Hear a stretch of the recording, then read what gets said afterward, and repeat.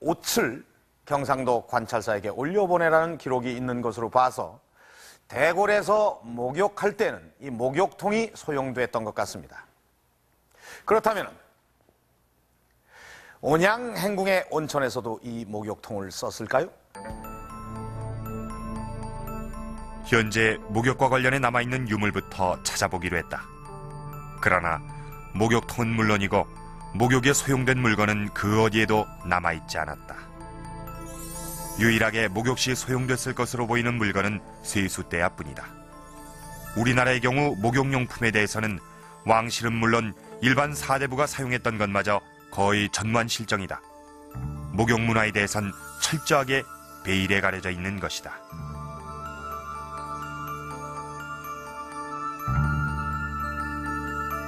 그러나 온궁사실엔 목욕시설인 온천 건물 안의 구조를 짐작할 수 있는 중요한 기록이 남아있다. 이것으로 미루어 볼 때 온천엔 여러 개의 방이 있었던 것으로 보인다.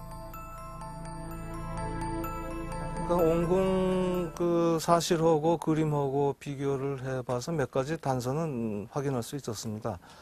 우선 좌우에 온돌방이 있었다는 것이 이제 기록에 남아 있고, 또 양방이라고 사실에 기록이 되어 있는데, 서늘하게 목욕하고 난 후에 좀 시원하게 앉아 있을 수 있는 그 방을 마련했던 것 같습니다. 그래서 북양방, 남양방 이렇게 표현이 되어 있는 것으로 봐서 일단 그 건물 자체가 목욕하고 관련된 시설로 준비가 됐다는 것을 알 수 있겠고요. 이제 또 하나는 이제 목욕은 일반 건물이라고 치면 대청쯤 중앙대청에 해당되는 그 자리가 탕실로 됐던 것 같습니다. 그래서 가운데 온궁 사실의 기록에 의존해 온천 건물 내부의 공간 배치 작업에 들어갔다. 먼저 가운데 있는 탕실을 중심으로 남북으론 통로로 보이는 현루가 있고 찬바람을 쐴 수 있는 방이 남북으로 하나씩, 동서에 온도를 깐 욕실이 양쪽에 있다. 그리고 남북으로 협실이라는 좁은 방이 있었다. 이 가운데 온천에서 가장 핵심이 되는 곳은 탕실이다.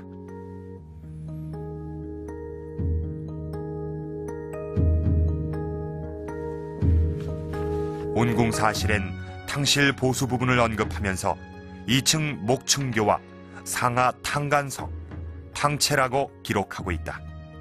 이것은 무엇을 의미하는 것일까? 위효돼 있고, 지금 대나무 숲 창덕궁 안에 있는 빙천을 간이 목욕시설의 흔적으로 추정하고 있는 이가 있다. 전통 공간에서 물의 흐름을 연구하고 있는 황용득 기술사다. 이게 가려져 있기 때문에 아주 이 비원에서도 가장 어떻게 보면 저희가 가장 이렇게 아늑하고 가장 이 프라이버시가 많이 보호될 수 있는 그런 아주 적지로서 보이거든요. 그래서 아마 이런 시설이 빙천은 비원 입구에서 30분 정도 걸어 들어가야 할 만큼 안쪽에 위치하고 있다. 이 골짜기는 여름이면 나무로 둘러싸여 외부에 잘 드러나지 않는다.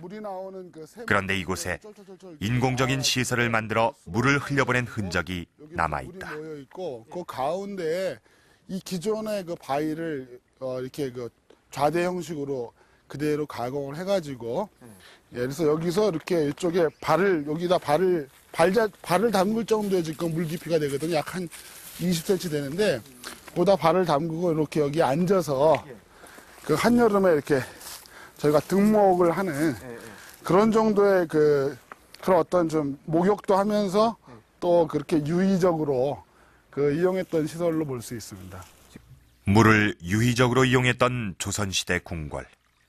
온양행궁의 탕실도 물의 흐름을 이용한 구조물이었을 것으로 그는 추정하고 있다. 샘과 탕의 두 개의 기능을 할 수 있는데, 지금 이 바깥에 표현한 것이 그 안에 그 구조를 설명하는 그림이 될 수도 있겠고, 그래서 여기서 황용득 기술사는 지도에 그려진 온천 앞 구조물이 곧 온천 안의 탕실 구조로 보고 있다. 건물 밖으론 실내에서 일단 한번 사용한 하수가 흘러나가게 되는데, 이 경우 지하 배수 시설을 통해 흘러가도록 만드는 게 일반적이다. 구조를 그려보면은 그 위에 온천물이 나오는 샘이 있는데 이 샘은 그렇게 깊지가 않았을 것 같고요. 그다음에 여기서 이제 연결이 돼가지고 이제 탕이 있는데 이 탕으로 물을 보내는데 두 개의 돌로 만든 탕 가운데 하나는 온천물이 솟는 곳이고 한 곳은 목욕을 할 수 있는 시설이 된다. 이런 전제하에 탕과 탕 사이엔 물기를 조정할 수 있는 탕간석이 있었을 것이고 2층 목층교는 탕 안으로 들어가는 계단이 된다. 온양행궁에 있는 목욕탕의 독특한 시설일 것으로 추정된다. 여기에 이제 물이 어느 정도 이렇게 목욕할 수 있는 높이까지 물이 이렇게 차여져 있지 않았겠느냐. 이거는 뜨거운 물이 존재해서 그러한 물을 지속적으로 이용할 때만 가능한 구조이기 때문에 이러한 구조는 온천이 위치한 곳에 궁궐이 있지 않은 한은 존재할 수 없는 구조라고 볼 수 있고, 특히 전통공원에서 이렇게 이러한 대규모로 어떤 목욕탕 구조를 만들었다는 것은 아직 알려진 바가 없는 걸로 하려됩니다. 12칸짜리 온천 건물은 약 30평 정도 규모였다.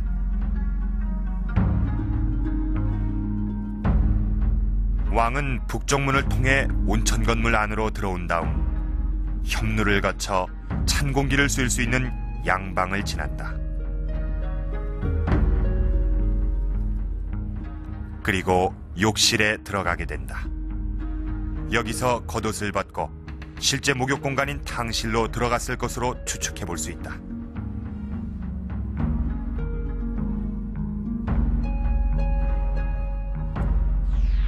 열 평 정도 크기의 탕실엔 2개의 탕이 있었고 탕 가운데 하나는 목욕하기 좋게 식힌 온천수가 채워져 있어 몸을 담글 수 있도록 만들어졌을 것이다.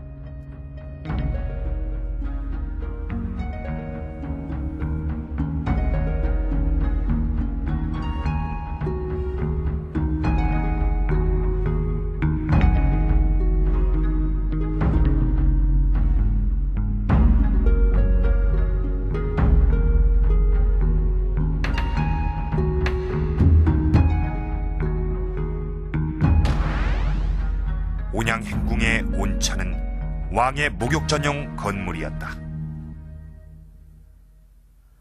자, 이것이 바로 왕이 목욕하던 곳, 탕실입니다. 이 가운데에 돌로 만든 큰 탕이 있습니다.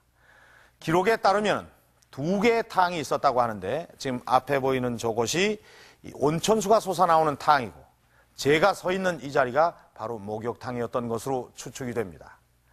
이 탕 주변에는 모두 돗자리가 깔려 있습니다. 그것은 지엄하신 왕의 몸이 직접 돌에 닿지 않도록 하기 위해서입니다.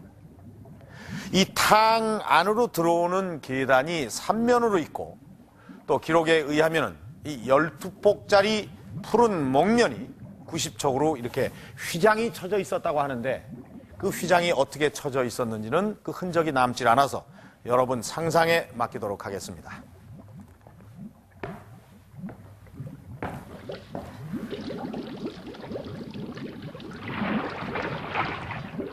자, 이렇게 물이 채워진 탕이 조선의 궁궐에서 유일하게 존재했던 목욕탕인 셈입니다. 자, 이 탕실 안에 창을 한번 보시죠. 물론 햇볕